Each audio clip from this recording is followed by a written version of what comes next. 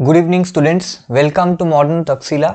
जैसा कि मैंने अपने लास्ट वीडियो में कहा था कि धीरे धीरे सब साइंस के वीडियोस में हिंदी में दूंगा, तो मेरे वादे के मुताबिक मैं साइंस का जो फिजिक्स वाला वीडियो है जो मैंने ऑलरेडी बंगाली वर्सन में दे दिया है, अब उसी का हिंदी वर्सन में लाया हूँ। बंगाली में मैंने जो जो चैप्टर्स पढ़ाया था वही मैं हिंदी में पढ़ाऊँगा, सिर्फ इसीलिए कि जो लोग कि हिंदी में बात करते हैं, जो लोग को बंगाली ना समझ में आता हो तो उन लोग को प्रॉब्लम ना हो, तकलीफ ना हो, इसीलिए मैं ये सेम चीज़ सेम कंटेंट हिंदी में बता रहा हूँ। ठीक है, तो जो लोग बंगाली समझ गए, बंगाली मेरा वर्सन देखे, उसको लोग को दोबारा से वीडियो देखने का ज़रूरत नहीं है। सिर्फ और सिर्फ उन्हीं लोग के लिए है जो लोग हिंदी वाला हिंदी समझते हैं, बंगाली नहीं। तो चलिए हम लोग आगे बढ़ते हैं। जैसा कि आप लोग को पता था, फिजिक्स के सारे टॉपिक इसी एक वीडियो में कवर हो गए, लेकिन एक ही वीडियो में मैं नहीं, इसका 3 पार्ट दूंगा। पहले क्या क्या पढ़ाई करेंगे ना, मेजरमेंट। ठीक है, मेजरमेंट मतलब मापना, मोशन मतलब गति, लाइट मतलब प्रकाश, साउंड मतलब ध्वनि, इलेक्ट्रिसिटी है करंट, विद्युत, हीट ताप, और मैग्नेटिज्म है चुंबकत्व। तो ये सारे चैप्टर्स जो हम लोग के एग्जाम में से क्वेश्चंस आते रहते हैं, तो ये सारे चैप्टर्स इसी पीपीटी में हम लोग कवर करेंगे। लेकिन एक वीडियो में तो पूरा कंप्लीट हो नहीं सकता, क्योंकि अगर मैं एक वीडियो में पूरा करने जाऊंगा कम से कम 2-3 घंटा का वीडियो बन जाएगा, तो फिर आप लोग को देखने में भी अच्छा नहीं लगेगा। तो मैं क्या करूंगा, पहले एक वीडियो में मेजरमेंट और मोशन मतलब मापना और इकाई जो चैप्टर है, और मोशन मतलब गति, ये 2 चैप्टर को एक वीडियो में कराऊंगा। लाइट और साउंड, ठीक है, लाइट और साउंड को एक चैप्टर में कराऊंगा। इलेक्ट्रिसिटी, हीट और मैग्नेटिज्म इस और एक वीडियो में कराऊंगा। ठीक है, तो 3 वीडियो में आपको पूरी फिजिक्स का तो कवर हो जाएगा। उसके बाद मैं जैसे समय होगा उस हिसाब से मैं क्वेश्चन आंसर डिस्कशन कर दूंगा, ताकि क्या होगा, जो लोग यूट्यूब में हम लोग के साथ जुड़े हुए हैं वो लोग भी अच्छे से फिजिक्स में अच्छा स्कोर कर पाए। क्योंकि जीके में अल्टीमेटली साइंस से क्वेश्चन आता है, साइंस से आने का मतलब है फिजिक्स से आएगा। और रेलवेज का वैकेंसीज बहुत जल्दी आने वाला है, तो रेलवे में बहुत इंपॉर्टेंट होता है, खास करके एलपी एंड टेक्नीशियन वाला जो पोस्ट है उसमें, और एनटीपीसी, ये दोनों में है, बहुत इंपॉर्टेंट है। चलिए अब चलते हैं। मेजरमेंट मतलब मापना। पहले मापना समझिए, मापने का मतलब क्या है। मापने का मतलब है किसी चीज के साथ किसी का तुलना करके हम लोग जब माप रहे। जैसे मान के चलिए, अभी अगर मैं बोलूं कि मैं एक जगह गया, मुझे सामने अभी तो कोई फेस्टिवल है, तो मैं एक दुकान में गया, शॉप में गया, और मैंने बोला कि चलो मैं रेडीमेड कपड़ा नहीं, मैं अपने लिए एक कपड़ा बनाऊंगा। ठीक है, तो आप लोग क्या करते हैं, बहुत जन रेडीमेड कपड़ा पहनते हैं, नहीं तो बहुत जन क्या करते हैं, दुकान में जाके अपने मनपसंद कपड़ा का पीस खरीदते हैं। उसके बाद टेलर के पास जाते हैं, टेलर आपका मेजरमेंट करता है, आपका बॉडी का माप लेता है। तो वही बात है, मेजरमेंट मतलब क्या है, किसी चीज को मापना। मापने का मतलब है कि मान के चलिए, अगर आप कहीं पे जाते हो तो आप बोलते हो क्या कि जब आप जाते हो कहीं पे कपड़ा खरीदने के लिए, जो रेडीमेड कपड़ा नहीं है, नॉन रेडीमेड। रेडीमेड कपड़ा क्या, आप जो ऑर्डर दिए ऑनलाइन से नहीं, नॉन रेडीमेड मतलब आप गए कपड़े का दुकान में, और कोई भी पीस, पैंट का पीस या शर्ट का पीस, आप जब फॉर्मल, ये मेनली फॉर्मल वेयर में यूज किया जाता है। ठीक है, आप गए, आप दुकानदार को बोले कि मुझे 2 मीटर कपड़ा चाहिए। ठीक है, 2 मीटर कपड़ा चाहिए, तो इसका मतलब क्या है, आप बोल दे रहे हो कि मुझे कितना मीटर कपड़ा चाहिए, मुझे 2 मीटर कपड़ा चाहिए। वही 2 मीटर कपड़ा से आपका पूरा शर्ट बनता है। ठीक है, टेलर फिर आपका मापता है, या मान के चलिए टेलर अगर आपका मापेगा, आपका शोल्डर लेंथ, फिर स्लीव लेंथ, तो वो तो कुछ यूनिट में मापेगा, इंच होगा या सेंटीमीटर होगा। तो ये जो माप रहा है, इसका मतलब क्या, किसी के साथ वो कंपेयर कर रहा है, किसके साथ, सेंटीमीटर के साथ। ये जो मैंने लिखा है इंच सेंटीमीटर, ये क्या, ये यूनिट्स है, इसको हिंदी में बोलते हैं इकाई। ठीक है, तो हम अब बात आता है किस चीज को हम लोग माप सकते हैं।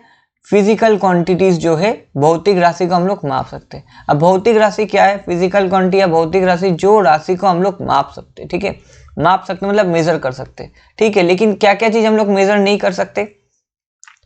ह्यूमन इमोशंस, हमारे इमोशंस हम लोग कभी मेजर नहीं कर सकते। कैसे, मतलब अगर आप गुस्सा हो जाते हो, कोई आपको बोलता है कि आप 2 मीटर गुस्सा हो गए, 3 मीटर गुस्सा हो गए, या 2 सेकंड के लिए गुस्सा हो गया, 10 सेकंड के लिए गुस्सा हो गया, आप माप नहीं सकते ना कि आप कितना गुस्सा हो रहे हो। ज्यादा की समय अभी कुछ देर पहले मैंने बोला 1 सेकेंड 10 सेकेंड, वो जो आप बोल रहे हैं वो आप समय माप रहे हैं, टाइम। तो टाइम एक फिजिकल क्वांटिटी हो गया, लेकिन अब कितने गुस्सा हो, ज़्यादा कम बेसी एग्जैक्ट तो माप नहीं सकते ना। गुस्सा बोलिए, फिर आप खुश है कि नहीं, आप दुखी है कि नहीं, जो भी है, गुस्सा, दुख, सुख, जो भी है, ये जो इमोशंस है ये हम लोग माप नहीं सकते। जो चीज़ को हम लोग माप नहीं सकते उसको फिजिकल क्वांटिटी नहीं बोलेंगे।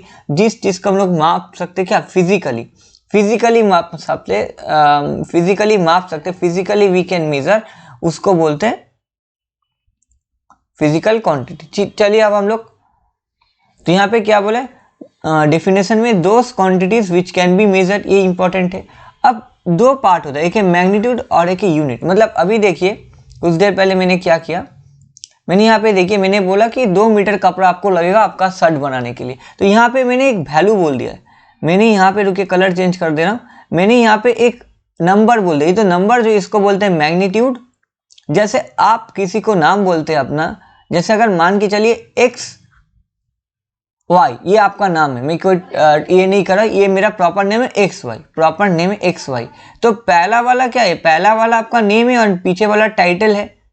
तो प्रॉपर नेम में क्या था, पीछे एक टाइटल होना चाहिए। ठीक वैसे ही जब भी आप किसी फिजिकल क्वांटिटी या भौतिक राशि को माप रहे हैं तो उसमें आपका मैग्नीट्यूड और यूनिट, इकाई, दोनों होना चाहिए। तो मैग्नीट्यूड मतलब वहां पे नंबर कितना, वो उससे 1 मीटर का लेंथ मुझे पता है। देखिएगा जब भी आप एक लंबा सा स्केल रहता है, इसका लेंथ कितना है, इसका लेंथ 1 मीटर है। अगर आपको 2 मीटर कपड़ा चाहिए तो क्या करता है दुकानदार, इसका डबल, इसका दुगना, डबल माप के आपको देगा।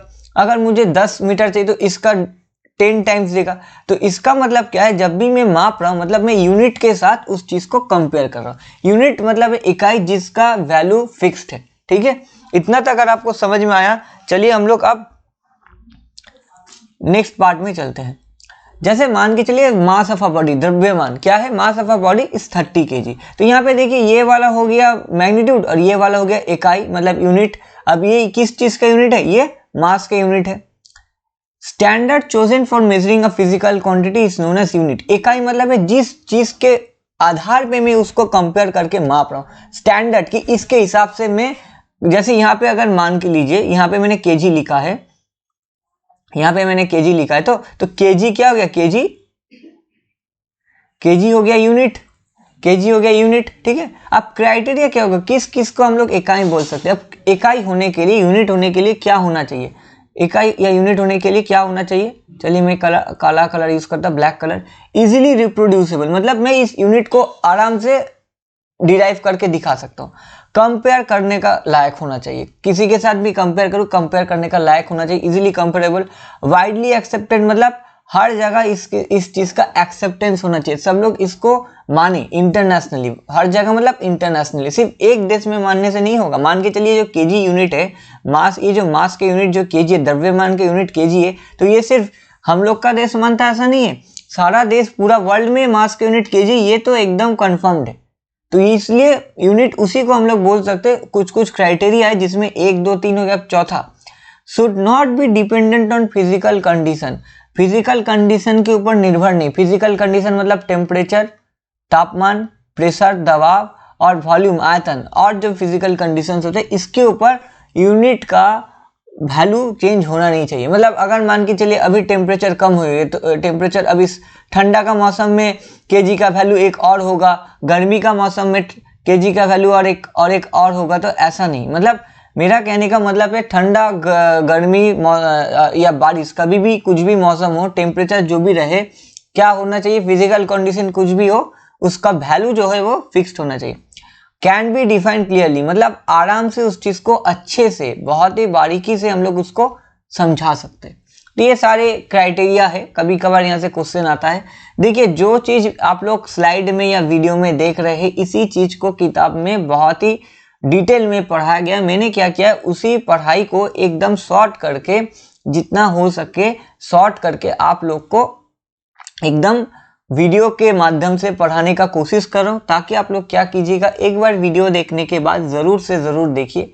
एक बार देखने के बाद क्या कीजिएगा, पर घर में जाके कोई भी किताब हो, मतलब वीडियो देखने के बाद घर में जो भी किताब है आपके पास, कोई भी किताब हो, चाहे वो क्लास 9 10 का किताब हो सकता है, चाहे वो कोई बोर्ड का किताब हो सकता है, चाहे कॉम्पिटिटिव एग्जाम के लिए कोई जीके का किताब हो सकता है, कोई भी किताब हो। मैं पर्सनली कोई किताब यहाँ पे सजेस्ट नहीं करूँगा, आप जो भी किताब से पढ़ रहे उसी किताब में ये पार्ट जाके आप देख लीजिएगा।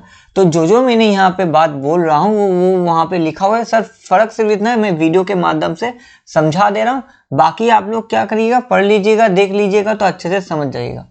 अब चलते हैं यूनिट्स। यूनिट्स का मतलब क्या, एकक का मतलब तो मैंने समझा दिया। अब यूनिट्स दो तरीका का होता है, एक होता है फंडामेंटल यूनिट, एक होता है डिराइव यूनिट। अब फंडामेंटल यूनिट हिंदी में बोलते हैं मौलिक इकाई, ठीक है, और डिराइव यूनिट को बोलते हैं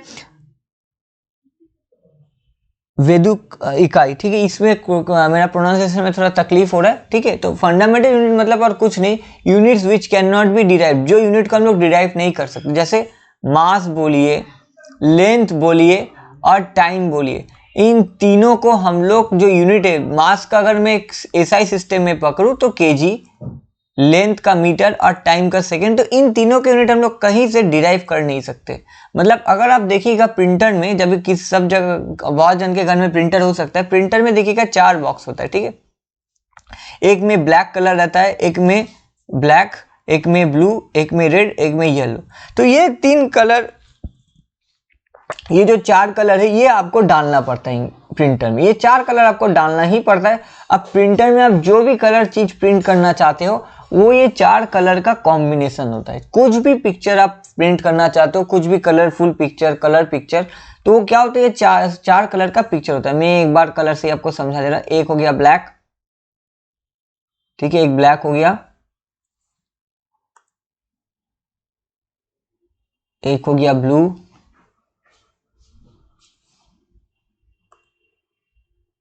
एक हो गया रेड,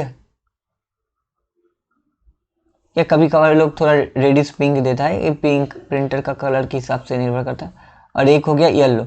तो अब देखिए एकदम प्रिंटर का ये ऐसा ही होता है। तो जो भी आप प्रिंट कीजिएगा ये चारों कलर का कॉम्बिनेशन होगा, तो ये आप लोग डिराइव नहीं कर पाते, आपको डालना ही पड़ेगा, ठीक। वैसे ही फंडामेंटल यूनिट जो है इसको हम लोग डिराइव नहीं कर सकते। डिराइव यूनिट क्या कर सकते हैं, डिराइव यूनिट फंडामेंटल यूनिट का कॉम्बिनेशन हो सकता है। जैसे अगर मैं बोलूं एरिया, एरिया सबको पता है क्षेत्रफल, लेंथ इंटू ब्रेथ, या वॉल्यूम अगर मैं बोलूं आयतन, length into breadth into height.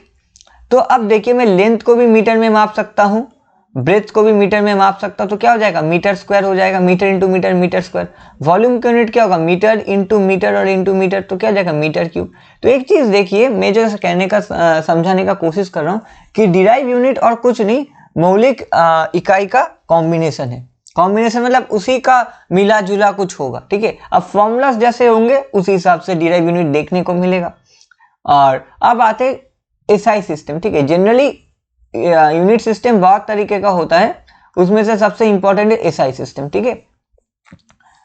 हम लोग चलते हैं यहाँ पे, देखिए एसआई सिस्टम, ठीक है, एमकेएस सिस्टम और सीजीएस सिस्टम। अब एसआई सिस्टम में क्या है, एसआई सिस्टम क्यों सबसे इंपॉर्टेंट है, क्या हुआ जब यूनिट्स, जब हम लोग को फिजिकल क्वांटिटी एक के बाद एक आना शुरू हुआ, हम लोग यूनिट्स हम लोग निकाले, लेकिन हर देश का अलग अलग सिस्टम होता था। कोई सीजीएस फॉलो करता था, तो कोई एमकेएस फॉलो करता था, और कोई तो एफपीएस फॉलो करता था, फुट पाउंड सेकंड। अब मैं यहाँ पे अगर मान के चलिए, हम लोग जब केक खरीदते हैं, नॉर्मली अभी तो 25 दिसंबर कुछ दिन पहले गया, तो वहां पे हम लोग जब केक खरीदते हैं, हम लोग क्या बोलते हैं केक में कि मुझे 2 पाउंड का केक दीजिए या 1 पाउंड का केक दीजिए।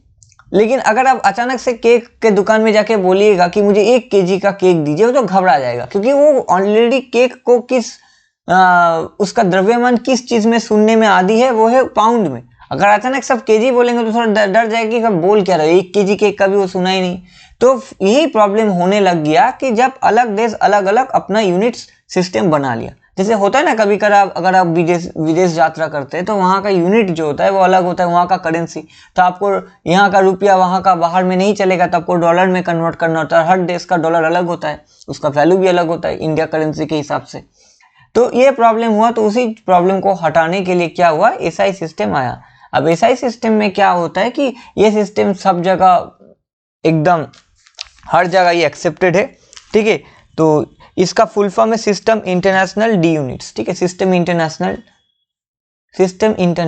सिस्टम सिस्टमी इंटरनेशनल, सिस्टमी इंटरनेशनल, ये फ्रेंच से आया है, ठीक है, इंटरनेशनल।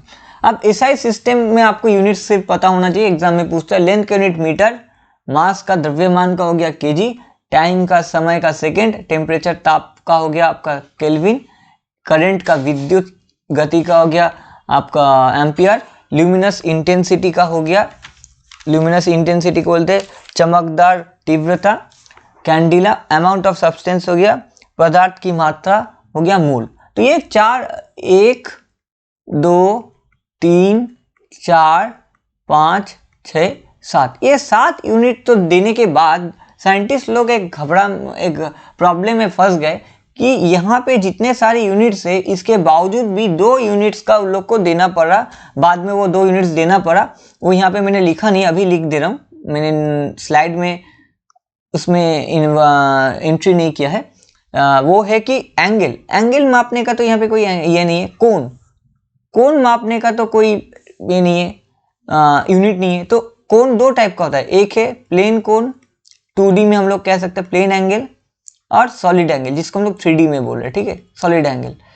तो प्लेन एंगल मतलब और कुछ नहीं, समतल कोण, और सॉलिड एंगल मतलब ठोस कोण, ठीक है। तो इसका मापने का ये यूनिट है रेडियन, और सॉलिड एंगल का स्टेरेडियन। बस इतना याद रखिए, अगर पूछेगा कोई प्लेन एंगल का ऐसा यूनिट क्या है तो रेडियन, और सॉलिड एंगल का स्टेरेडियन।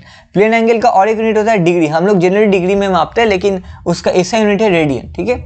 जो लोग, और कुछ नहीं, जो लोग 11-12 में पढ़े हैं, जिन लोग ने साइंटिफिक कैलकुलेटर यूज किया है तो उन लोग को पता होगा, जब भी हम लोग कुछ डिग्री साइन थीटा या कॉस थीटा मापते थे, वहां पे छोटा सा यहाँ पे रेडियन डिग्री करके साइन था, तो हम लोग को चूज करना पड़ता था कि कौन सा यूनिट हम लोग को चाहिए। तो इतना आप लोग को अगर समझ में आया तो चलिए, आशा करता हूँ ये पूरा फुल। अच्छा, एक चीज बताना भूल गया, अब एमकेएस का फुल फॉर्म क्या है, मीटर, किलोग्राम, और ए स्टैंड्स फॉर सेकेंड, ठीक है। ठीक वैसे ही सीजीएस का मैं बता दे रहा हूं, सीजीएस का हो जाएगा सेंटीमीटर, ग्राम और सेकेंड। बस खत्म, मेजरमेंट जो बताना था खत्म। इसके बाद हम लोग चलते दूसरा चैप्टर, वो है मोशन, गति। बहुत आसानी से आप लोग को समझ में आ जाएगा, सिर्फ दया करके इसको अच्छे से वीडियो को देखिए, थोड़ा सा धैर्य दिखाइए। अभी का टाइम में मैं जब स्टूडेंट लोग को पढ़ाता हूँ, एक चीज में देखता हूँ उन लोग में कमी है, मैं कंप्लेन नहीं कर रहा हूँ या कोई बुरा बात नहीं बोल रहा, ये जो मेरा ऑब्जर्वेशन है वो चीज बता देता हूँ। उससे क्या होता है, आप लोग को समझ में आ जाएगा कि गलती कहाँ पे होता है। एक बार गलती पकड़ लिए तो फिर उसको सुधारने में समय कितना लगता है, तो गलती पकड़ना इंपॉर्टेंट है। अपने आप का जो अपने अंदर जो खामियां है उसको समझिए, उसको जानिए, और उसी हिसाब से अपने जो स्ट्रेटेजी बनाइएगा, तो धीरे धीरे आप जो लोग जो चीज कोशिश करें नौकरी पाने, वो संभव हो जाएगा। हाल ही में हम लोग का बैचेस स्टार्टिंग होगा जनवरी से ही, एसएससी सीएचएसएल, फिर एसएससी जीडी, और अपकमिंग जितने सारे गवर्नमेंट जॉब्स है सबके लिए हम लोग के बैचेस आ रहे होंगे। आप लोग काइंडली प्लीज हम लोग का टेलीग्राम चैनल ज्वाइन कीजिए। जो लोग ज्वाइन नहीं किए वहाँ पे कीजिएगा तो आपको सारी डिटेल्स पता चल जाएगा। उसके बाद आप लोग हम लोग का चैनल को सब्सक्राइब कीजिए, जो लोग सब्सक्राइब नहीं किए, और हम लोग के साथ जुड़ के रखिए। जुड़िएगा तो क्या होगा, आपको ऐसे ही अच्छे इंटरेस्टिंग वीडियोस, आपको एकदम फुल ऑफ कंटेंट वीडियो मिल जाएगा, ठीक है। और सिर्फ वीडियो कंटेंट भी नहीं, आप लोग को हम लोग स्ट्रेटेजीज भी बताते रहेंगे। और बहुत जल्द, मैंने एक बार 1-2 वीडियो में बताया था कि हम लोग मॉक टेस्ट, हम लोग का ऑनलाइन मॉक टेस्ट कोर्स ला रहे हैं, तो वो मॉक टेस्ट सीरीज भी नेक्स्ट मंथ तक अवेलेबल हो जाएगा। तो आप लोग कहीं से भी आप लोग टेस्ट दे सकते होंगे, वो बहुत जल्द हम लोग डेवलप कर रहे हैं। आशा करता हूँ 1 महीना के अंदर वो पूरा फुल्ली डेवलप्ड हो जाएगा, तो आप लोग कहीं से भी टेस्ट दे सकते हैं, ठीक है। तो चलिए अब हम लोग गति, मोशन के ऊपर पढ़ाई करते। तो मेजरमेंट हो चुका है, अब मोशन मतलब क्या है। अब चलिए फिर से थोड़ा सा ड्राइंग से समझते हैं कि मोशन होता क्या है।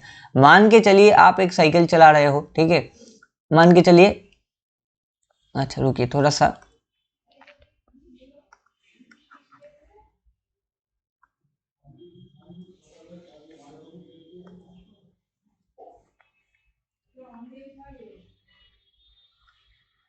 ठीक है।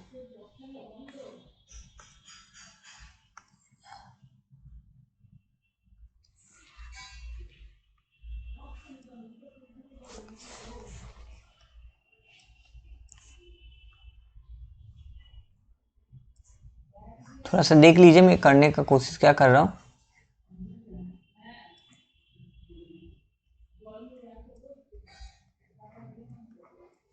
समझाने का खातिर थोड़ा ड्रॉ किया और कुछ नहीं। तो देखिए ये एक कार है, ठीक है, कुछ हो गया कार, देखिए समझने के लिए तो काफ़ी है। कार है, अब क्या किया कि कुछ देर बाद अभी समय घड़ी में बज रहा है, अभी मान के चलिए ये समय है दोपहर का 1 बजे। अब 2 बजे क्या हुआ, कार यहाँ पे आ गया, ये सेम चीज यहाँ पे आ गया, ठीक है, 2 बजे के बाद। तो अब देखिए आप ए पॉइंट में थे, कुछ देर बाद आप बी पॉइंट में चले गए। तो एक चीज समझिए कि जब समय के साथ साथ आपका गतिविधि, आपकी जो स्थिति है, जगह है, वो बदल रहा है, तब क्या बोलेंगे कि आप गति पे हो, आपका स्टेट ऑफ, आप you are in a state of motion. तो आप लोग किस स्टेट में, आप मोशन में हो, ठीक है, स्थिर हो सकते हो या तो मोशन में रह सकते हो। मोशन कब होगा, आप गति में कब रहेंगे, जब समय के अनुसार आपका जगह या आपका स्थिति बदल रहा है, ये आप कह सकते हो, ठीक है। तो देखिए 1 बजे ए पॉइंट में था, 2 बजे बी पॉइंट। अब ए और बी में दूरी कितना, ए और बी में दूरी है, मान के चलिए ए और बी के में दूरी है आपका 20 किलोमीटर का। तो अगर मैं अभी स्पीड बोलूं, अगर मैं अभी स्पीड निकालने के लिए आपको बोलूं, तो स्पीड का फॉर्मूला, चाल या गति, डिस्टेंस बाय टाइम, ठीक। अब यहाँ पे दूरी कितना, ए और बी में दूरी कितना, 20 किलोमीटर, कितना घंटा में, 1 घंटा में। मैंने अभी बोला 1 बजे आप ए पॉइंट पे थे, 2 बजे आप बी पॉइंट में चले गए, तो 1 घंटा, 1 और 2 बजे में कितना फासला हुआ, 1 घंटा का ही तो फासला हुआ। तो आप कितना स्पीड से, कितना गति से चल रहे, 1 घंटा से 20 किलोमीटर प्रति घंटा के रफ्तार से आप चल रहे हो। तो यहाँ से इस एग्जाम्पल से आपने क्या समझ लिया कि कब किसी को भी कह सकते कि आप गति पे हो, जब ना कि आप समय के साथ साथ आपका स्थिति बदल रहा है, ठीक है, ये आप कह सकते हो, ठीक है। तो यहाँ पे मैंने ये बताया, ठीक है, मोशन। और डिस्टेंस मतलब है दूरी। लेकिन वेलोसिटी क्या बोलेंगे, वेलोसिटी वेग कब बोलेंगे, वेलोसिटी और कुछ नहीं, वेलोसिटी में फर्क सिर्फ इतना है, डिस्टेंस के जगह वो बैठ जाता है डिस्प्लेसमेंट, डिस्टेंस के जगह वो हो जाता है डिस्प्लेसमेंट, मतलब विस्थापन। ये सिर्फ आप लोग के लिए, मैंने एक्सक्लूसिवली आप लोग के लिए, खास करके मैं हिंदी का टर्म जनरली मुझे हिंदी टर्म पता नहीं है, आप लोग के वजह से मैंने हिंदी टर्म थोड़ा सा देख के रखा है, ताकि जो लोग हिंदी मीडियम से पढ़ लिए हैं उन लोग को थोड़ा सुविधा हो। जनरली क्या होता है, जो लोग हिंदी मीडियम के स्टूडेंट्स होते हैं, अचानक से इंग्लिश देखने से थोड़ा सा उन लोग को तकलीफ हो सकता है। हाँ, मैं लिख तो रहा हूँ इंग्लिश में, लेकिन हिंदी वर्ड टर्म यूज कर देने से क्या होगा, आप लोग फिर समझ पाएंगे कि मैं कौन सा टर्म के लिए कौन सा बात कर रहा हूँ। डिस्प्लेसमेंट आप लोग शायद 9-10 में पढ़े होंगे, विस्थापन। और टाइम तो समय आपको पता ही है। अब डिस्प्लेसमेंट और डिस्टेंस में क्या अंतर है वो भी समझ लीजिए। ड्राइंग से समझाने का सुविधा ये होता है कि आप लोग बहुत आसानी से समझ जाएंगे। देखिए ए और बी का मैंने अभी बात किया है, हाँ तुम आओ, हाँ तो ए और बी है, ठीक है, ए और बी में जो दूरी है देखो, तो 20 किलोमीटर का दूरी है, तो ये शॉर्ट डिस्टेंस है, लेकिन ये तो घूम करके भी बी के पास जा सकता था और यहाँ से भी जा सकता था। तो अब दोनों में जो दूरी है, उस दूरी को मिटाने के लिए ये इसको D1 मान लिया, इसको D2 मान लिया, इसको D3 मान लिया। तो ये जो 3 है, ये तीनों में से देखिए सबसे शॉर्ट क्या है, D2 है, सबसे शॉर्ट है D2, ठीक है, सबसे शॉर्ट D2 है। तो एक चीज देख लीजिए, जो शॉर्टेस्ट डिस्टेंस होगा उसको हम लोग डिस्प्लेसमेंट बोलेंगे, ठीक है, शॉर्टकट को बोलेंगे डिस्प्लेसमेंट। और जब समय के साथ ये हो जाएगा तो डिस्प्लेसमेंट बाय टाइम हो गया। और एक चीज जो अंतर है डिस्प्लेसमेंट और स्पीड में, वो है और कुछ नहीं, वो है स्केलर क्वांटिटी और वेक्टर क्वांटिटी। चलिए आप स्लाइड में चलते हैं, मैंने क्या बताया, स्केलर क्वांटिटी और वेक्टर क्वांटिटी। स्केलर क्वांटिटी किसको बोलते हैं, देखिए जो भी मैंने बोला यहाँ पे सब लिखा हुआ था। उसके पहले एक चीज बताना भूल गया, एक बार शुरू से बता दे, if the position of a body changes with respect to time then the body is said to be in a state of motion. अगर समय के अनुसार उसका स्टेट बदल जा रहा है तो उसको बोलेंगे वो मोशन पे, गति पे है, उसका स्टेट क्या है, गति है, ठीक है। उसके बाद ट्रांसलेशन मोशन। ट्रांसलेशन मोशन क्या है ना, जब स्ट्रेट आप लाइन में गाड़ी को चलाएंगे। सर्कुलर मोशन मतलब गोल गोल घूमेंगे, जैसे बाईसाइकिल का चक्का हो गया हो या तो फैन हो गया हो। देखिए फैन का जो ब्लेड्स है वो गोल गोल घूमता है, circulatory rotatory motion. Oscillatory motion मतलब और कुछ नहीं, पेंडुलम वाला, ठीक है। पीरियोडिक मोशन क्या है, पीरियोडिक मोशन है तुम्हारा आप लोग का पीरियोडिक मोशन कुछ नहीं, जब अपना मोशन को दोबारा से रिपीट करेगा। जैसे मान के लीजिए ये सन हो गया और अर्थ क्या हो रहा है, हर साल घूम फिर के वही अपना स्टार्टिंग पॉइंट पे फिर दोबारा आके, जैसे ही कुछ दिन बाद न्यू ईयर होगा फिर वहीं से स्टार्ट होगा। तो देखिए जो घूम फिर के फिर आ जा रहा है, जो अपना मोशन को जो रिपीट करता है, जैसे circulatory motion is an example of periodic motion. तो पीरियोडिक मोशन में जब कोई अपना मोशन को रिपीट करता है, अपने गति को रिपीट करता है, उसको बोलेंगे पीरियोडिक मोशन। चलिए अब दूसरा चलते important terms related to motion. जो इंपॉर्टेंट टर्म्स आप लोग को जानना चाहिए वो है डिस्टेंस, अभी बोलते हैं दूरी, actual path travel by an object, जो पाथ उसने ट्रेवल किया, डिस्प्लेसमेंट मतलब शॉर्टेस्ट डिस्टेंस बिटवीन 2 पॉइंट्स। अब किलोमीटर पर आवर में भी माप सकते हैं, और नहीं तो और एक यूनिट है मीटर पर सेकेंड, ठीक है, मीटर किलोमीटर पर आवर तो मीटर पर सेकेंड। अच्छा इन दोनों में रिलेशन क्या है वो भी आप देख लीजिए। 1 kilometre per hour is equal to 5/18 metre per second. ये मैंने तो मैथ्स का सम्स में ही डिराइव करके दिखाया, फिर भी यहां से फिर से दोबारा से दिखा दूं। 1 किलोमीटर पर आवर मतलब और कुछ नहीं, 1000 मीटर बाई 3060 सेकेंड्स। तो क्या हो जाएगा, 2020 कट जाएगा, 5/2, 5 18 36, तो क्या हो जाएगा 5/18 मीटर पर सेकेंड मेरा हो गया। ठीक है, ये टाइम और डिस्टेंस हम जब करेंगे तब मैथमेटिक्स में तब भी काम आता है और अभी फिजिक्स में भी काम आता है। देखिए कुछ कुछ कॉन्सेप्ट्स तो दो जगह ही काम आ गए। अब स्केलर क्वांटिटी और वेक्टर क्वांटिटी। स्केलर क्वांटिटी किसको बोलते हैं, जिसका वैल्यू सिर्फ और सिर्फ नंबर के ऊपर निर्भर करेगा और कुछ नहीं, मैग्नीट्यूड जैसे स्पीड हो गया, गति हो गया, द्रव्यमान हो गया। और वेक्टर क्वांटिटी किसको बोलते हैं, वेक्टर क्वांटिटी वो होता है डिपेंड्स ऑन बोथ मैग्नीट्यूड और डायरेक्शन, मतलब फोर्स हो गया, ताकत, डिस्प्लेसमेंट, ठीक है, उसके बाद डिस्प्ले वेलोसिटी, वेग, ये सब क्या है, सिर्फ मैग्नीट्यूड से नहीं, आपको दिशा भी बताना पड़ेगा कि किस दिशा पे जा रहा है, किस दिशा पे आप उसको ताकत लगा रहे हो। तो ठीक है, यहाँ पे डायरेक्शन। अच्छा हिंदी क्या है स्केलर क्वांटिटी और वेक्टर क्वांटिटी का, हिंदी भी मैं आपको बता दूं। स्केलर क्वांटिटी को हिंदी में बोलते हैं आदिश राशि, और वेक्टर क्वांटिटी को बोलते मदिश राशि। ठीक है, थोड़ा सा अगर मेरा प्रोनाउंसिएशन थोड़ा गलत हो तो आप लोग थोड़ा बोल दीजिएगा, लेकिन एक काम कीजिए, स्केलर और वेक्टर क्वांटिटी से ही याद रखिए, मेरा थोड़ा प्रोनाउंसिएशन ठीक ठाक नहीं हो रहा है। अच्छा acceleration, rate of change of velocity with respect to time, velocity by time. ठीक है, तो टाइम के साथ साथ जब वेलोसिटी चेंज होता है, वेग जब टाइम के साथ साथ चेंज होगा, मान के चलिए अभी मेरा वेलोसिटी है 20 किलोमीटर प्रति घंटा, और कुछ देर बाद मान के चलिए 2 घंटा बाद, आफ्टर 2 आवर्स हो गया 40 किलोमीटर प्रति घंटा। ठीक है, अभी था 20 किलोमीटर पर आवर, लेकिन कुछ देर बाद 2 घंटा बाद मेरा वेग, वेलोसिटी, स्पीड नहीं बोल रहा, ध्यान रखिए, वेलोसिटी 40 किलोमीटर पर आवर हो गया। तो 2 घंटा में जो मेरा वेलोसिटी बढ़ जा रहा है, तो उसमें क्या होगा, तो अगर मैं देखूं तो डिफरेंस क्या हो गया, 40 माइनस 20 हो गया 20/2, मतलब 10 किलोमीटर पर आवर स्क्वायर हो जाए, क्योंकि इस बार बाई टाइम, इसमें बाई आवर था और बाई आवर मतलब 2 बार आवर से डिवाइड कर दे रहा हूं, तो अल्टीमेटली पर आवर स्क्वायर। ठीक है, अब इक्वेशन ऑफ मोशन, ये इक्वेशंस आप लोग को सिर्फ रट के रखने होते, जनरली यहाँ से क्वेश्चन कुछ पूछता नहीं है, एक्सेप्ट रेलवे में पूछता है, वो भी एएलपी में कभी कभार क्वेश्चन पूछता है, नहीं तो मैथमेटिक्स न्यूमेरिकल एसएससी में या कोई भी कॉम्पिटिटिव एग्जाम एटलीस्ट प्रीलिम्स में तो नहीं पूछता है, प्रीलिम्स में कोई न्यूमेरिकल नहीं पूछेगा। हाँ अभी अगर कभी कभार अगर सम या पेपर को थोड़ा टफ कर दिया तब, नहीं तो कोई नहीं पूछते, सिर्फ इक्वेशंस पूछते हैं। ठीक है, यहाँ पे v का मतलब है फाइनल वेलोसिटी, u का मतलब है इनिशियल वेलोसिटी। अभी बोला फाइनल मतलब बढ़ने के बाद, u मतलब पहला, एक्सेलरेशन मतलब जो अंतर था, और डिस्टेंस मतलब दूरी, और t मतलब समय। तो ये सब कुछ आपको कोई भी 9-10 का किताब में मिल जाएगा। मैं ऐसा कुछ नया आप लोग को नहीं पढ़ा रहा हूँ कि आसमान से आप लोग को अलग जगह से किताब लेके आना होगा। सब कुछ 9-10 का भी किताब अगर आप लोग कहीं से भी आप लोग ले लेंगे, खरीद भी लेंगे, या आप लोग का किसी रिश्तेदार भाई बहन का है तो वहां से भी देख लेंगे, बेसिक वही चीज है और कुछ नहीं दे। तो जीके का तो किताब है, कोई भी जीके का किताब में आपको ये सारे चीज मोशन का मिल जाएंगे। अब लास्ट होता है मोशन। न्यूटन का 3 लॉज है, वो बहुत ही इंपॉर्टेंट एग्जाम में बहुत बार पूछा जाता है, खास करके रेलवेज में तो बहुत बार। आइजैक न्यूटन ने 3 मोशन लॉ के 3 मोशन दिए थे। Are 3 laws of classical mechanics that describe relationship between motion of an object और फोर्स। यहाँ से मुझे फोर्स का डेफिनेशन भी मिल जाता है, और मोशन मतलब ताकत और गति, ये हो गया गति और हो गया ताकत, दोनों में क्या रिलेशन है, इन दोनों के बीच का रिलेशन को समझाने के लिए उन्होंने 3 लॉ दिया था, 3 नियम बताए थे।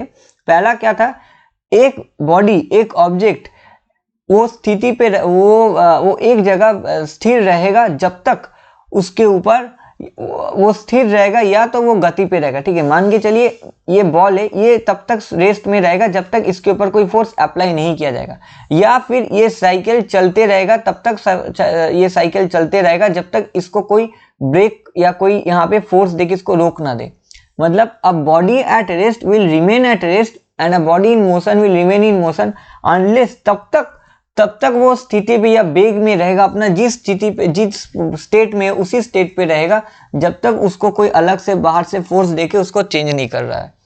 When a body is acted upon by force, जब भी कोई फोर्स या ताकत उसके ऊपर प्रयोग किया जा रहा है, the rate of change of momentum, उसका जो मोमेंटम है उसका जो चेंज है टाइम के अनुसार वही फोर्स हो गया। मतलब मोमेंटम और कुछ नहीं, मोमेंटम को हम लोग पी से डिनोट करते हैं और वो मास द्रव्यमान और वेग वेलोसिटी का गुणनफल है। ठीक है, अब दोनों का जो चेंज है उसको अगर समय का चेंज से हम लोग डिवाइड कर देते और कुछ नहीं, वो बन जाएगा फोर्स। ठीक है, वो बन जाएगा फोर्स। ठीक है, तो यहां से हम लोग क्या कर सकते हैं, F is equal to M delta V by delta T. और कुछ देर पहले हम लोग ने डेल्टा मतलब चेंज, डेल्टा मतलब final velocity minus initial velocity, दोनों में जो अंतर होता है। ठीक है, अंतर होता है। ठीक है, ठीक वैसे ही टाइम क्या हो जाएगा, final time minus initial time. ठीक है, पहले फाइनल फिर इनिशियल। ठीक है, तो अब देखिए ये तो एक्सेलरेशन कुछ देर पहले मैंने निकाला एक्सेलरेशन, तो मास इनटू एक्सेलरेशन हो गया। For every action there is an equal and opposite reaction. मतलब कोई भी, मान के चलिए ये एक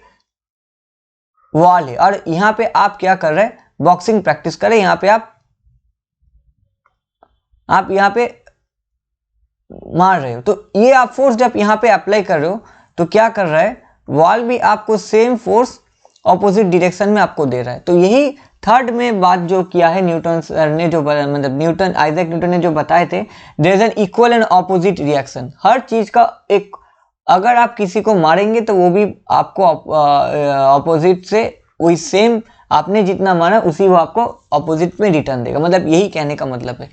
इनर्शिया नेक्स्ट दिन में इसको बताऊंगा। Property of an object by virtue of which it resist it's change of state, either state of either rest और मोशन। मतलब अगर आप गति पे हो तो आप गति में रहने का कोशिश करोगे, अगर आप स्थिर हो तो आप स्थिर रहने का कोशिश करोगे जब कोई आपको चेंज करने का कोशिश करेगा। मतलब मान के चलिए जब आप लोग बस में ट्रैवल करते हो और अचानक से अगर बस क्या हो गया, बस अगर अचानक से स्टार्ट दिया तो हम लोग क्या करते हैं, अगर मान के चलिए ऐसे बैठे हुए एक चेयर पे हम लोग बैठे हुए हैं, ड्राइंग कुछ खास नहीं है समझाने के लिए, तो अचानक से क्या होता है, अगर आप लोग बैठे हुए तो हम लोग बैकवर्ड पोजीशन में थोड़ा सा लीन हो जाते हैं अगर अचानक से गाड़ी स्टार्ट दे दिया। क्यों? क्योंकि जैसे ही गाड़ी स्टार्ट देता है हम लोग का लोअर वाला पोर्शन जो है ये स्टेट ऑफ मोशन में आ जाता है, ये स्टेट ऑफ मोशन में अचानक से आ जाता है। लेकिन ऊपर वाला पोर्शन जो है, ऊपर वाला पोर्शन तभी भी स्टेट ऑफ मोशन में नहीं, वो स्टेट ऑफ रेस्ट में रहेगा। स्टेट ऑफ रेस्ट में रहने से क्या हो जाता है, तो एक ऑपोजिट फोर्स नीचे वाला मोशन में आ गया, नीचे वाला ये वाला पोर्शन मोशन में आ गया लेकिन ऊपर वाला नहीं आया, तो इससे क्या होगा, बैकवर्ड लीन कर देंगे। तो ये जो प्रॉपर्टी है जिससे ऑब्जेक्ट अपने आप को बदलने से रोक रहा है उसको बोलते हैं इनर्शिया। अब इनर्शिया दो टाइप का होता है, एक रेस्ट और एक मोशन। रेस्ट में जब आप रेस्ट में रहने का कोशिश करते हैं, कोई आपको चेंज करने का कोशिश करे लेकिन आप स्थिर रहेंगे, तब हो गया इनर्शिया ऑफ रेस्ट। और इनर्शिया ऑफ मोशन मतलब आप गति में हैं लेकिन आप गति से निकलना नहीं चाह रहे हो, आपको कोई रोकने का कोशिश कर रहा है। उसीलिए देखिएगा खास करके जो लोग बाइक चलाता है, आप एक चीज देखिएगा क्या होता है, जो लोग बाइक चलाता है और जो लोग बहुत हाई स्पीड में बाइक चलाता है, मैं यहाँ पे डिस्कस कर दे रहा हूँ। अचानक से अगर आप थोड़ा हाई स्पीड में बाइक चला रहे हो, पिकअप ले लिए, अभी आजकल का मैक्सिमम बाइक में पिकअप बहुत जल्दी ले लेता है, उसके बाद क्या होता है कि अचानक से सामने कोई इंसान आ गया है, अचानक से सिग्नल रेड हो गया, आप ब्रेक दबाते हो, क्या होता है अगर ज्यादा स्पीड में रहेंगे और ब्रेक दबाएंगे तो बाइक पीछे से उठ जाएगा, ठीक है। बाइक पीछे से इसलिए उठ जाता है क्योंकि आपका ऊपर वाला पोर्शन यहाँ पे उल्टा हो गया, अब नीचे वाला पोर्शन रेस्ट में आ जाएगा, ऊपर वाला पोर्शन तभी भी मोशन में होगा, तो उससे चलते क्या होगा, आप सामने के तरफ झुक जाएंगे। तो ये इनर्शिया ऑफ मोशन के लिए होता है। तो उसीलिए देखिए, जब भी मैं आप लोग को एक ही एडवाइस करूंगा, जब भी आप लोग खास करके टू साइकिल वाला कोई व्हीकल चला रहे हो, सावधानी से चलाइएगा। इच्छा करता होगा कि हाँ थोड़ा सा स्पीड बढ़ा ले, लेकिन कभी मत कीजिएगा, उससे क्या होगा, ज़्यादा मोमेंटम आ जाएगा, अचानक से कोई आ गया तो एक्सीडेंट होने का चांस रहता है। जो भी चीज़ होता है पूरा साइंस के ऊपर ही बेसिस होता है। तो मेन है हेल्थ। एक्सीडेंट होने के बाद कोई गारंटी नहीं कि आप फिर नॉर्मल लाइफ लीड कर पाए। तो जब भी आप लोग कोई भी बाइक चलाते हो, जो लोग नॉर्मली बाइक से ट्रैवल करते हो, तो प्लीज़ ट्रैफिक रूल्स फॉलो कीजिए। और कहीं ना कहीं, क्योंकि सबके पीछे साइंस है, ऐसा नहीं है कि अचानक से आप ब्रेक दबा देंगे और आप बच जाएंगे। हाँ, अगर हेलमेट रहता है तो आप बहुत भाग्यवान हो गए, बच गए, नहीं तो उसके बाद बहुत भयंकर एक्सीडेंट हो सकता है। तो आप लोग प्लीज़ और प्लीज़, मैं क्या करता हूँ, पढ़ाई के साथ साथ जो बेसिक नियम है लाइफ का वो भी बताता हूँ। आप लोग सोचेंगे कि सर अलग से लेक्चर दे रहे हैं, लेकिन ऐसा नहीं है, क्योंकि ये इंपॉर्टेंट है। ये सारे चीज़ ऐसे ही नहीं है, सब बेसिकली एक साइंस से चला आ रहा है। देखिए, अगर ये लॉज नहीं आइजैक न्यूटन नहीं देते तो देखिए कितना हम लोग को नुकसान होता। तो देखिए, सब कुछ पढ़ाई के अनुसार ही मैक्सिमम चलता है। मैं चाहूँगा आप लोग मेरे वीडियोस को फॉलो कीजिए। ऐसे ही बहुत ही इंटरेस्टिंग चीज़ और फैक्ट जो रियल लाइफ के साथ जुड़ा हुआ है वो मैं बताते रहूँगा। आप लोग को इंटरेस्टिंग भी लगेगा। डेली लाइफ के साथ अगर पढ़ाई को हम लोग जोड़ देंगे तो क्या होगा, बहुत इंटरेस्टिंग हो जाता है, पढ़ने में भी मन लगता है। नहीं तो एक मोनोटोनस चीज़ है, रोज ही एक चीज़ एक ही करते करते अच्छा नहीं लगता। नेक्स्ट दिन में बाकी चैप्टर्स जो है, बाकी पार्ट जो है, लाइट का पार्ट मैं ख़त्म करूँगा। ठीक है, ये सारी चीज़ मैंने ऑलरेडी बंगाली में पढ़ा दिया है, सिर्फ हिंदी में इसलिए करा दे रहा हूँ कि जो लोग हिंदी वर्सन है, वो लोग जो हिंदी मीडियम के हैं, ये जो लोग हिंदी भाषी है, जो लोग हिंदी में बात करते, वो लोग समझ में आ जाए। लैंग्वेज बैरियर होना नहीं चाहिए पढ़ाई में, उसीलिए। और मेरा ये, हम लोग का ये जो प्रयास है, ये जो कोशिश है, इसको हम लोग को सपोर्ट कीजिए। सार्थक तभी होगा, सक्सेस तभी मिलेगा जब आप सब लोग इसको शेयर कीजिएगा, हम लोग के साथ जुड़िएगा। ऑफलाइन बैचेस अवेलेबल है, कुछ दिन बाद मॉक टेस्ट भी अवेलेबल हो जाएंगे, जुड़िए। एक चीज़ हम लोग को हम एश्योर कर सकते हैं कि आप लोग के साथ हम लोग रहेंगे। जितना दूर तक आप लोग मेहनत करेंगे, हम लोग भी करेंगे। हम लोग का फुल सपोर्ट आप लोग के साथ है। Thank you for watching. Please subscribe, like and share the channel.